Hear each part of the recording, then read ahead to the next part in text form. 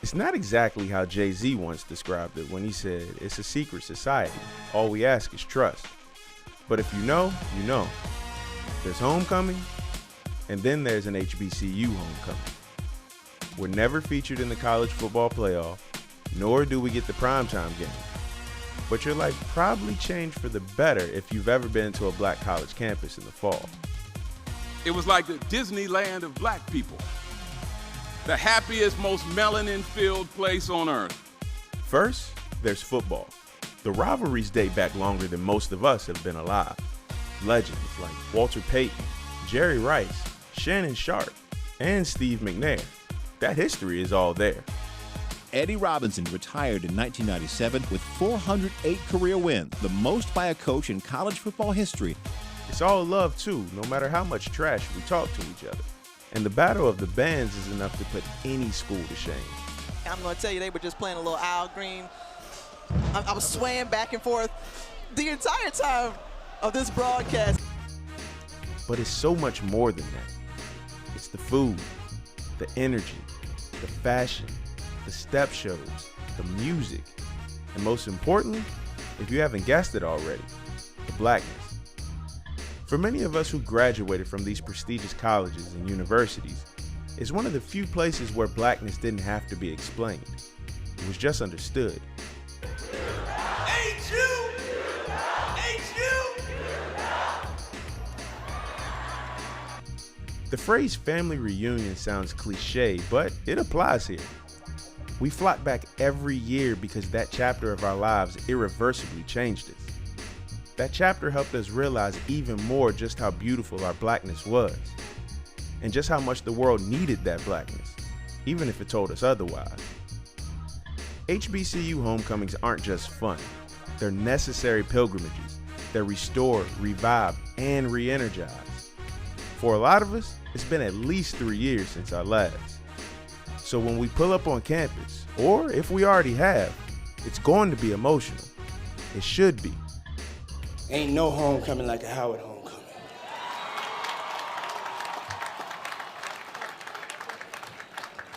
And it feels so good to be home.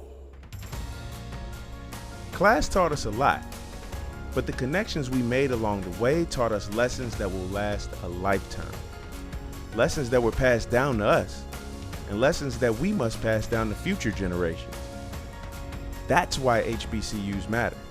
That's why HBCU homecomings matter. These were spaces built for us, by us, when no one valued us but us. HBCUs taught us to be hustlers, to be leaders, to be kings and queens. That connection hasn't gone anywhere. And hopefully, if we have our way, it never will. Hello, I'm Keisha Brown. I'm the coordinator of college readiness for Little Elm ISD. I am a proud member of Alpha Kappa Alpha Sorority Incorporated, which is the very first sorority founded for African American women at a historically black college or university in this country. Alpha Kappa Alpha was founded in 1908 at Howard University in Washington, D.C. Why did I decide to join AKA, as we are called? I grew up an only child, and the sisterhood really intrigued me. I loved the idea of having a group to belong to, a group of sisters that I could depend on and lean on. Also, many of my mentors growing up were women of AKA. My high school principal was a member of AKA. My school counselor was a member of AKA. And many of my other mentors throughout college were also members of AKA. So these were all women who I admired, women I could see myself in, women who I could see myself modeling myself after. These were women of high moral standards, women who were highly educated, and women who I really wanted to be like. I can say that my time in college, AKA, really gave me something to look forward to. I had lots of fun in my sorority. I had an opportunity to network with different people in different industries, and I made lifelong friends. Being in a Divine Nine organization, which is a sorority or a fraternity that is primarily for African American people, you are a member for life.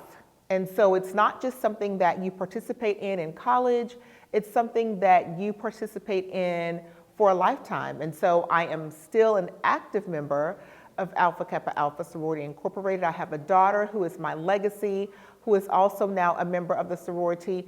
And it's just a beautiful thing. Some of the things that we do are we serve our community, we raise funds to give scholarships for high school age and college age students. And so there are a lot of things that we do. We advocate for social justice and many, many other things, but there are lots of things that we do that are great for our country.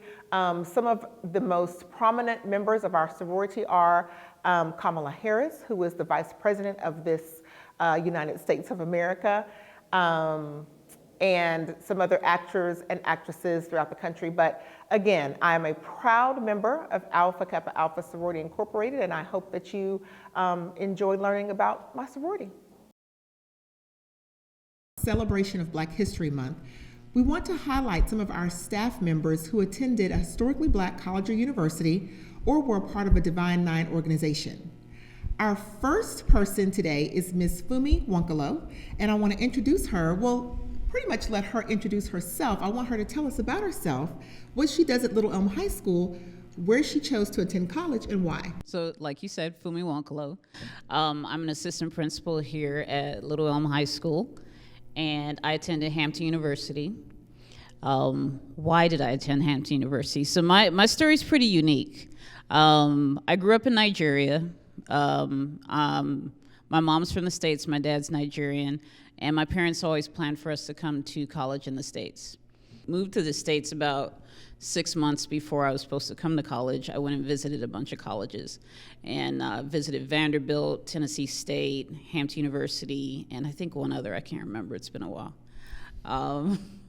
But these are all colleges I got accepted to. So when we got to Hampton, I fell in love with the campus. The campus is right on the Chesapeake Bay. So literally you walk out of your dorms and you have a waterfront. And there was no other campus that could compare to that. So I was sold. As soon as I saw that, I was like, well, this is where I'm coming. So that's why I chose Hampton University.